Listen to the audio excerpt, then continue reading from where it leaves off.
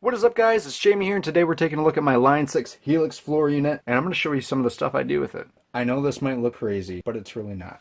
When you start off, it looks something like this. You have your guitar coming in, your signal path goes all the way to the right, down to the bottom, and flows all the way out to your preferred output. So whether it's an amp, whether it's a powered monitor. But for this quick demonstration that I'm making for my friends that want to get into this unit, I'm going to go back to my preset and show you kind of what I do and why I do it. Starting here, this is the beginning of my signal path. Right here, this guy looks like a guitar. Input, guitar.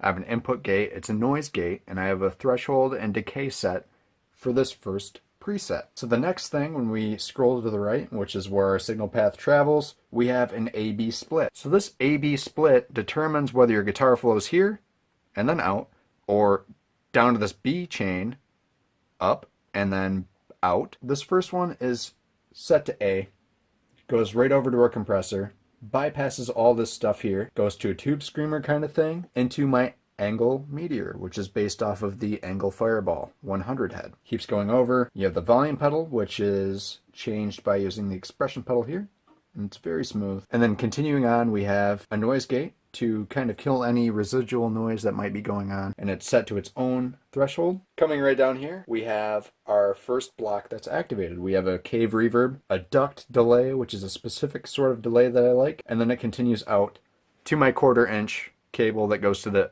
return of my amplifier of choice, which in this case is a Blackstar HT Stage 100. So cool, that's my first preset, if you will. But what if I want to use a clean thing and I'm not using a channel switcher for my amp?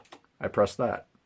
It's my clean patch. And from there, it bypasses all of this stuff. Everything that's grayed out here isn't being used. You can see the volume block is still in play, but the only thing that's being used here is this archetype clean, which is based off of the PRS Archon clean, which is very lush and rich.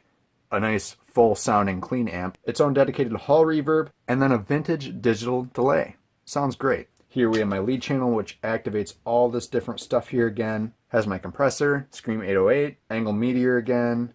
Kind of the same signal path here. Goes out.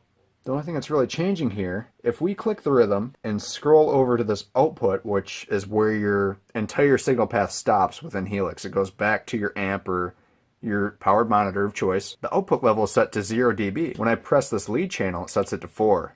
So it's a clean boost. It's not going to add any distortion or saturation or anything else that you don't want. It's going to just boost the level. So that's pretty cool in my opinion, because not only do you have stuff like this where you have noise gate blocks, but you also have input gates built right into the signal path that you don't need to waste any additional processing power within this unit. So I don't need to add any blocks that I don't need to add. Obviously there are blocks that are built into this unit where it can boost the signal of your guitar and it can cut down additional noise, but you don't always need to do that. You have resources that are just built in all the time that you can utilize at your will. So that's what I do here. That's how I boost my overall output volume. OD rhythm.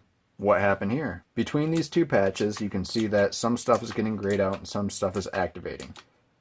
On this OD rhythm channel, the first thing to note is my guitar still comes into the same place. It's never going to change, and it hits this split block I told you about. But instead of being routed to channel A, as shown here, it's being routed to this channel B, which ultimately routes back to the same place. Your guitar is now flowing to this signal path, which has its own dedicated compressor that I like, its own overdrive that I like, and a different amp. I have a Line 6 2204 mod amp that is set for this specific patch, and it's dedicated for this patch. I can have different drive settings, EQ, channel volume, and it even gets into the sag, bias, and bias X, which does different stuff that we'll talk about at a later date. But what if you want as simple as it comes? You just like one amp sound, and you're not worried about having multiple amps in the same patch. You don't have to do that. I just deleted those blocks, and my guitar comes in and flows right down. We just eliminated a patch essentially. But I still want a dirtier amp. I want to turn up that gain a little bit. What can I do? Press this knob, turn it right. I want to set this overdrive to 7.5. Click save twice. Now when I toggle between my rhythm and my overdriven rhythm channel, you can see the drive is changing. But let's say that I don't want the chorus, I don't want any of this stuff in here. I want to add this delay. I want to use this one this time. Now you can see it's changing these parameters here. But for this rhythm channel, let's say that this noise gate is a little bit too much. Turn this threshold knob up, save it, and now when we toggle back and forth, it also changes the noise gate. And it's really as easy as that. We just went over some basic signal routing within the Line 6 Helix. You can see how easy it is to manipulate these effects and amps and make this whole thing do what you want it to do. But what I want to do now is turn on my amplifier, and we're going to try to capture some of the stuff that I showed you here today. I'm using a Blackstar HT Stage 100 plugged directly into a Carvin Legacy 412 loaded with Celestion Vintage 30s.